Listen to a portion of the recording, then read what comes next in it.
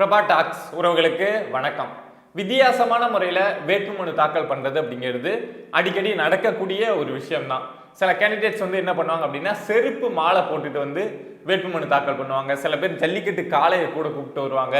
எரும மாட்டு மேலே உட்காந்துக்கிட்டு ஊர்வலமாக வேட்புமனு தாக்கல் பண்ணுறது, இதை மாதிரி விஷயங்கள் அப்படிங்கிறது இந்த தேர்தல் வந்துட்டாலே நடக்கும். இன்னும் சில பேர் என்ன பண்ணுவாங்க அப்படின்னா, பின்னாடியே நடந்து வேட்புமனு தாக்கல் பண்ணுற அதை மாதிரி விஷயங்களும் இந்த தேர்தல் வந்துட்டா நடக்கும் தான். ஏன் இதை மாதிரி செய்வாங்க அப்படின்னா, மக்களுடைய கவனத்தை ஈர்க்கணும், இந்த வேட்புமனு தாக்கல்லே நாங்கள் வித்தியாசமா பண்றோம் பாருங்க அப்படின்னு சொல்லிட்டு அதை செய்யறது அப்படிங்கிறது நடக்கும். அதுல சில பார்க்கறதுக்கு உண்மையாலுமே வித்தியாசமா இருக்கும். ஆனா சில பேர் செய்யறத பார்க்குறப்போ செம்ம காமெடியா இருக்கும். பட் சில பேர் செய்யறது உண்மையாலுமே நமக்கு ஒரு பெரிய புல்லரிப்பை கொடுக்குற மாதிரி இருக்கும். மக்களுடைய கவனத்தை ஈர்க்கிறதுக்காக அவங்களுக்கு அந்த தேர்தல் மேல எந்த அளவுக்கு ஒரு பற்று இருக்கு அப்படிங்கிறத காமிக்கிற மாதிரி சில விஷயங்களை செய்வாங்க. ஸோ அப்படிதான் இப்போ ஈரோடு கிழக்கு இடைத்தேர்தல் வரப்போகுது இல்லை. ஸோ அதோட வேட்புமனு தாக்கலோட கடைசி நாள் அப்படிங்கிறது இன்னைக்கு இப்போ நடந்துகிட்டு இருக்கு. ஸோ இன்னைக்கு 3 மணியோட அந்த வேட்புமனு தாக்கல் அந்த நேரம் அப்படிங்கிறது முடியுது. இதுல இன்னைக்கு நாம் தமிழர் கட்சியிலிருந்து வேட்பாளராக போட்டியிடக்கூடிய சீதாலட்சுமி அவர்கள் வேட்புமனு தாக்கல் பண்ணியிருக்காங்க. எப்படி வேட்புமனு தாக்கல் பண்ணியிருக்காங்க அப்படின்னா, நிறைய வித்தியாசமா நடந்து நம்ம பார்த்துருப்போம். பட் இவங்க தனி ஒரு ஆளா நடந்து வேட்புமனு தாக்கல் பண்ணியிருக்காங்க. அவங்க ரோட்ல நடந்து வரப்பவே சைடில் இருக்கக்கூடிய எல்லாருக்கிட்டையும் பொதுமக்கள்கிட்ட எங்களுக்கு ஓட்டு போடுங்க, நாம் தமிழர் கட்சி, சீமான் அவங்கள பத்திலாம் பேசிக்கிட்டு தனி ஒரு ஆளா நடந்து வராங்க. சுத்தி அத்தனை கேமராக்கள், அத்தனை மீடியா எல்லாமே கவர் பண்ணுது. நாம் தமிழர் கட்சியை பொறுத்த வரைக்கும் நான் அதை ஒரு பெரிய விஷயமா தான் பாக்குறேன். ஏன்னா இப்போ அவங்க பின்னாடி ஒரு 1000 பேர் 2000 பேர் வர சொன்னா வேட்புமனு தாக்கல் பண்ண கூட்டமா ரோடு ஃபுல்லா எவ்வளவு கிரௌடு இருக்கும் பாரு அப்படின்னு காமிக்கிறதுக்கு அங்க அவ்வளவு தம்பிகள் தங்கைகள் நாம் தமிழர் கட்சியில இருக்காங்க. ஆல்ரெடி அவங்க ஏற்கனவே அங்க ஒரு பை எலெக்ஷன்லாம் அவங்க போட்டிட்டதுனால அவங்களுக்கு அங்க ஒரு வாக்கு சதவீதம் அப்படிங்கிறது இருக்கு.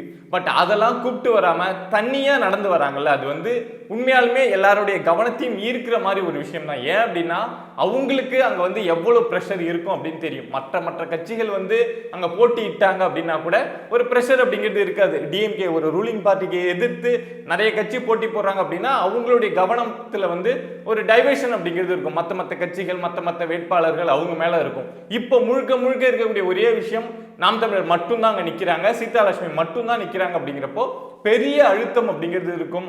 என்ன பண்றதுன்னு தெரியாது, மிரட்டுவாங்க, என்ன குடும்ப ரீதியா மிரட்டுவாங்க அப்படின்னு 1000 பிரச்சனைகள் இந்த சீதாலட்சுமி அவர்களுக்கு இருக்கும். ஏன்னா அவங்க ஒரு பெரிய பின்புலம் படைச்ச ஒரு பெரிய பெண்மணி அப்படிலாம் கிடையாது.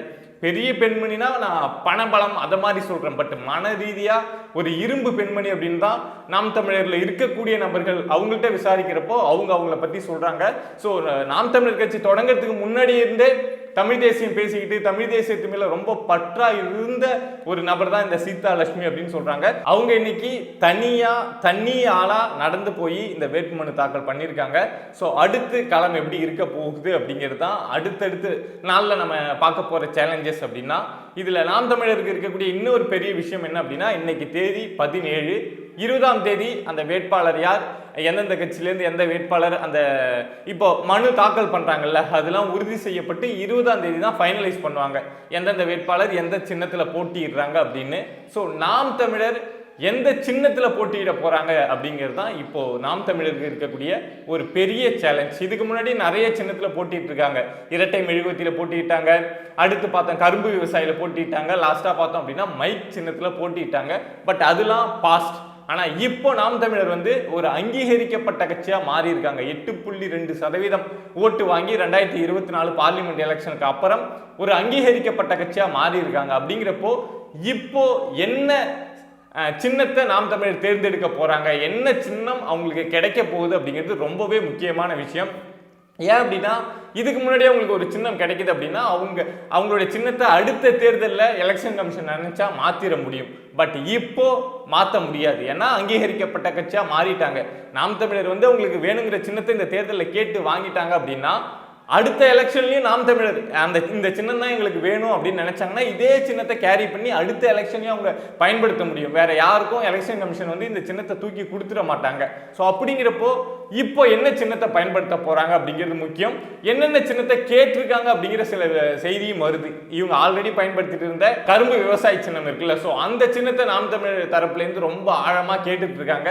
பட் எலெக்ஷன் கமிஷன் அதுக்கு வாய்ப்பு இல்லை அப்படிங்கிற மாதிரி தான் இது வரைக்கும் சொல்லிட்டு இருக்காங்க அப்படின்னு தான் தகவல் வெளியாயிருக்கு.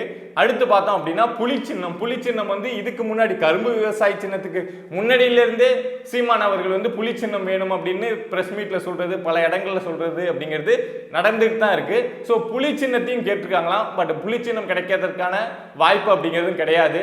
ஸோ அதே மாதிரி கரும்பு விவசாயம் கிடைக்கல அப்படின்னா மைக் சின்னத்தையே ஃபாலோ பண்ணி போறாங்களா, இல்ல புதுசா ஏதாவது ஒரு சின்னத்தை வந்து இவங்களா, ஏன்னா நிறைய அங்கீகரிக்கப்பட்ட கட்சியா ஒருத்தவங்க வந்துட்டாங்க அப்படின்னா அவங்க வந்து ஒரு சின்னத்தை வரைஞ்சி இந்த சின்னத்தை வந்து நாங்க எங்க கட்சியோட சின்னமா நாங்க உருவாக்கிக்கிறோம், நாங்க எங்க கட்சியோட சின்னமா அதை ஃபாலோ பண்ணிக்கிறோம் அப்படின்னு ஒரு புதுசா ஒரு வடிவத்தையே உருவாக்குவாங்க.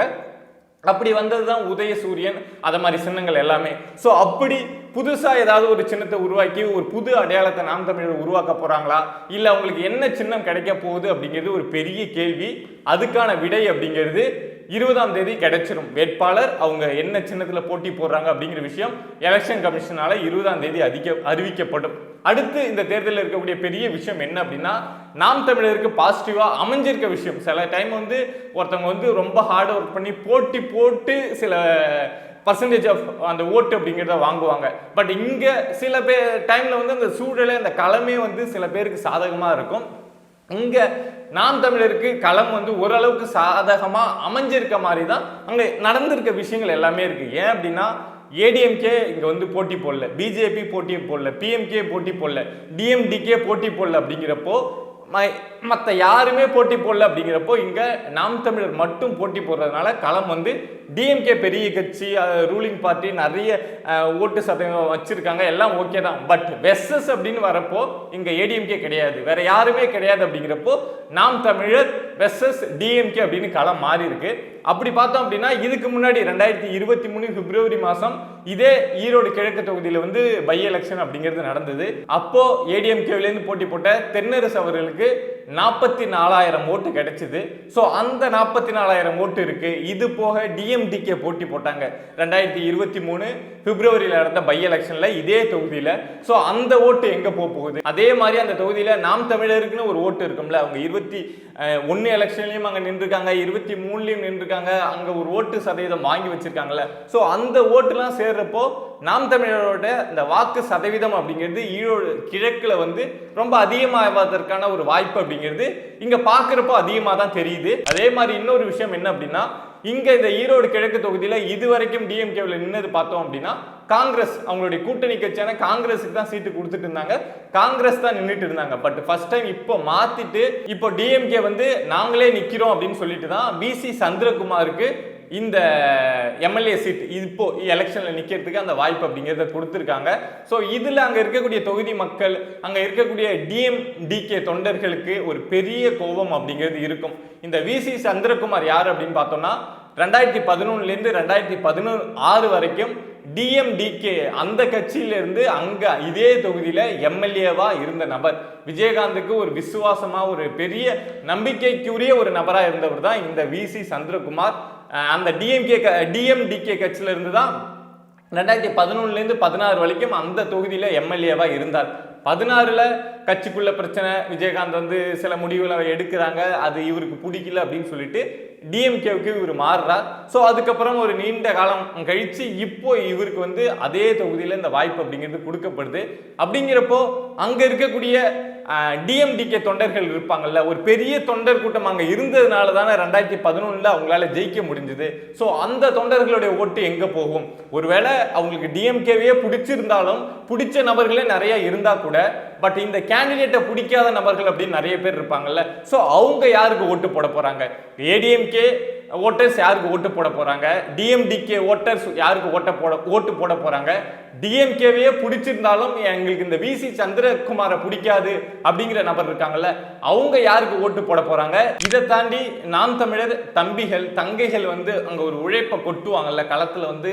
நம்ம வழக்கமா நாம் தமிழரை எல்லாம் பார்த்து வைக்கக்கூடிய விஷயம் என்னன்னா, அவங்க தம்பி தங்கைகளோட உழைப்பு தான். ஒரு இடம் எலெக்ஷன் தேர்தல் அப்படின்னு வந்துடுச்சுன்னா அவங்க அங்கே வந்து எல்லாரும் மாநிலம் ஃபுல்லாக இருக்கக்கூடிய அந்த தொண்டர்கள் வந்து அங்கே குவிஞ்சு கட்சிக்காக வேலை செய்கிற விஷயம் இருக்கும்ல, அவங்க கொட்டக்கூடிய உழைப்பு இருக்கும்ல. ஸோ அந்த உழைப்பை பார்த்து தான் எல்லாருக்குமே நாம் தமிழர் கட்சி மேலே ஒரு பெரிய பிரமிப்பு அப்படிங்கிறதே வர ஆரம்பிச்சது. ஸோ அந்த உழைப்பு தான் அவங்களை வந்து இந்த அளவுக்கு வளர்த்து எடுத்து கொண்டு வந்திருக்கு அப்படின்னே சொல்லலாம்.